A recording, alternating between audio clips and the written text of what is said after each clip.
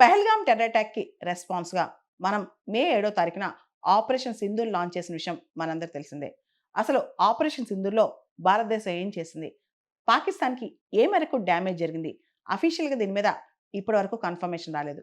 కానీ ఈ రోజున మన air chief marshal, Indian air force chief marshal AP Singh గారు అనేక విషయాల్లో క్లారిటీ ఇచ్చారు. పాకిస్తాన్‌కి ఏ మేరకు డ్యామేజ్ జరిగింది అనే దాని మీద ఆయన మాట్లాడారనమాట. ముఖ్యంగా పాకిస్తాన్ యొక్క 6 ఎయిర్ క్రాఫ్ట్స్ మనం న్యూట్రలైజ్ చేయగలిగాం. ముఖ్యంగా 5 ఫైటర్ జెట్స్, దాంతో పాటు ఒక లార్జ్ బర్డ్, ఒక బిగ్ బర్డ్ అంట. ఒక పెద్ద ఎయిర్ క్రాఫ్ట్.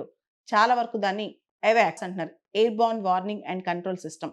6 ఎయిర్ క్రాఫ్ట్స్ గాల్లోనే మనం న్యూట్రలైజ్ చేయగలిగామంట. అంతేకాదు అనేక ఎయిర్ క్రాఫ్ట్స్ గ్రౌండ్ మీద ఉన్నాయి కూడా మనం వాటిని న్యూట్రలైజ్ చేయగలిగామంట. ముఖ్యంగా ఈ 6 ఎయిర్ క్రాఫ్ట్స్ ఏవైతే ఎయిర్‌లోనే గాల్లోనే న్యూట్రలైజ్ చేశామో, గాల్లోనే వాటిని డ్యామేజ్ చేసేసామో, వాటిలో 5 ఫైటర్ జెట్స్ ఉన్నాయి. ఒకటేమో చాలా పెద్ద బిగ్ బర్డ్ అంటున్నారు. అంటే లార్జ్ ఎయిర్ క్రాఫ్ట్ అన్నమాట. ఇది ఎవాక్స్, AWACS, airborne warning and control system ఉన్నది.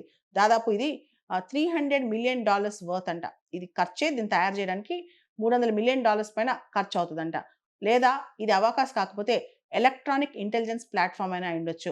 మొత్తానికి ఈ విషయం మాత్రం మన air chief marshal AP Singh గారు పాకిస్తాన్‌కి చాలా పెద్ద డ్యామేజ్ జరిగింది. ముఖ్యంగా ఆపరేషనల్ డ్యామేజ్ అనేది పాకిస్తాన్‌కి చాలా ఎక్కువగా జరిగిందని చెప్పారనమాట. మనం గనక గమనిస్తే గాల్లో ఏ వెపన్ అయినా, ఏ ఎయిర్ క్రాఫ్ట్‌నైనా న్యూట్రలైజ్ చేయడం అంత ఈజీ కాదు. అది కూడా ఈ ఎయిర్‌బోర్న్ వార్నింగ్ కంట్రోల్ సిస్టమ్ ఏదైతే చాలా పెద్ద ఎయిర్ క్రాఫ్ట్ ఉందో దీన్ని 300 కిలోమీటర్స్ డిస్టెన్స్‌లో మనం న్యూట్రలైజ్ చేయగలిగాం అనమాట. అంటే ప్రపంచంలో మొట్టమొదటిసారిగా ఒక ఎయిర్ క్రాఫ్ట్‌ని గాని, లేదా ఒక వార్నింగ్ సిస్టమ్‌ని గాని 300 కిలోమీటర్స్ డిస్టెన్స్ ఉండంగానే దాన్ని మనం ఆపగలగటం, డ్యామేజ్ చేయగలగటం అనేది ప్రపంచంలోనే ఇది తొలిసారంట. ఇంతవరకు ఏ దేశం, ఏ దేశానికి సంబంధించింది గూడా ఇంత దూరంలో చేయలేకపోయిందంట. ఈ క్రెడిట్ మొత్తం కూడా S-400కి ఇస్తున్నారనమాట.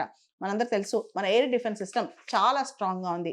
మొత్తం ఈ పాకిస్తాన్ ఆపరేషన్ సింధూర్ తర్వాత పాకిస్తాన్ మన పైన ప్రయోగించిన వాటినన్నిటిని న్యూట్రలైజ్ చేయడానికి ప్రధానమైన కారణం మనం ఏదైతే S-400 air defence system Russia నుంచి కొనుక్కొచ్చుకున్నామో అది చాలా బాగా పనిచేసింది. అదే పెద్ద గేమ్ చేంజర్ అని చెప్తున్నారనమాట. దూరం నుంచి ఎటువంటి బాంబ్స్ వచ్చినా, ఎటువంటి మిస్సైల్స్ వచ్చినా, ఎటువంటి ఎయిర్ క్రాఫ్ట్స్ వచ్చినా, ఎటువంటి డ్రోన్స్ వచ్చినా అన్నీ న్యూట్రలైజ్ చేసేసిందంట S-400. అంతేకాదు ఆపరేషన్ సింధూర్ జరిగిన రోజు మనం పాకిస్తాన్‌కి సంబంధించిన దాదాపు 100 మంది టెర్రరిస్టులను చంపేయగలిగామంట. దాంతో పాటు పాకిస్తాన్‌కి సంబంధించిన 9 టెర్రరిస్ట్ క్యాంప్స్‌ని మనం పూర్తిగా మట్టుబెట్టాం.